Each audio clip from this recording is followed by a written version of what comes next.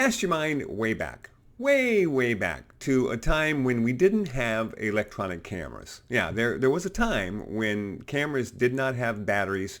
They did not have any electronics at all. It was just film and some sort of a shutter. Sometimes you didn't even have a shutter. Sometimes it was just a lens cap.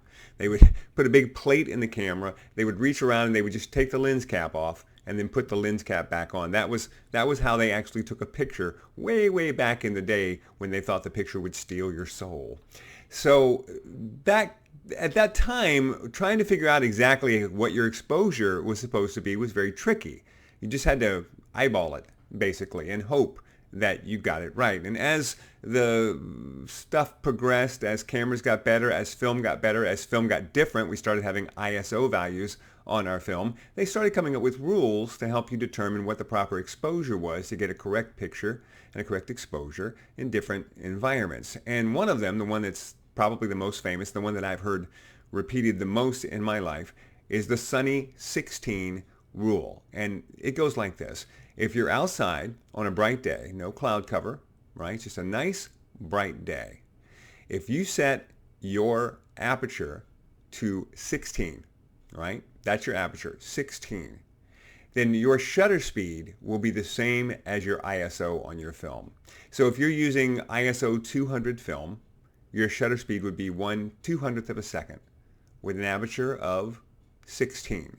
That should give you the correct exposure on a sunny day. And I guess they can do this because the sun's pretty consistent in terms of how bright it is. So they figured this out, some very smart people figured out that this works. So if you change film, right, you're outside, you're shooting and it's 16 and 200 and 200, and then you change film and you put in 100 ISO film, oh, well, you need to change your shutter speed to 100 as well. It's really all part of the exposure triangle. And if you haven't seen my video on the exposure triangle, I'll put a link to it right up here, and you can go check that out. And the way that aperture and shutter speed and ISO form a triangle, boop, and they all work together to create the correct exposure.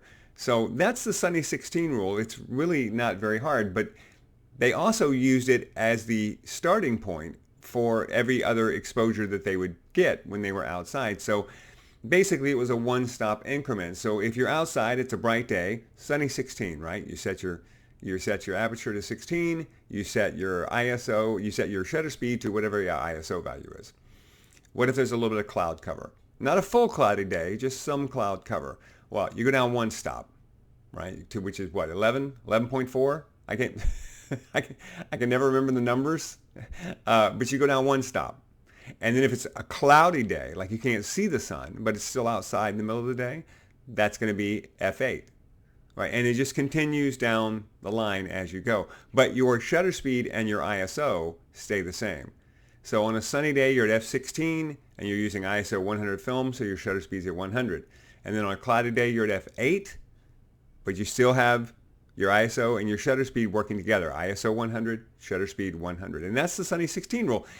When will you use it today? Well, the truth is, you will never use it today.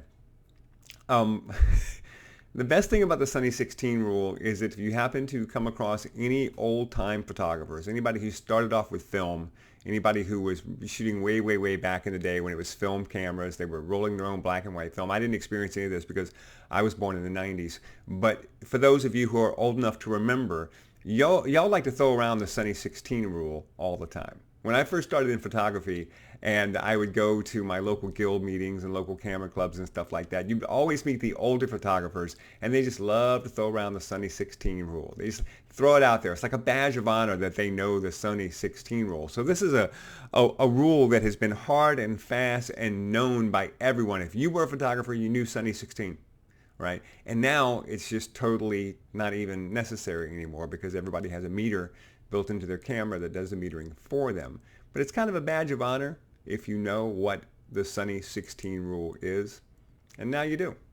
All right, be sure and throw me a like and a subscribe and click the notification button so that you know when the next video is coming up. And be sure and check out my merchandise. And if you go down in the description, you'll see links to all of my gear, the stuff that I carry professionally and the stuff that I carry as a hobbyist with my Fuji X100V. And if you click on one of those links and you buy something from Amazon, I get a couple of dollars. It really helps to keep the channel going. And be sure and follow me on Instagram at Booray Perry, and join my group on Facebook, which is called Pro Photo Talk with Booray Perry. All right, I'll see you back here next time.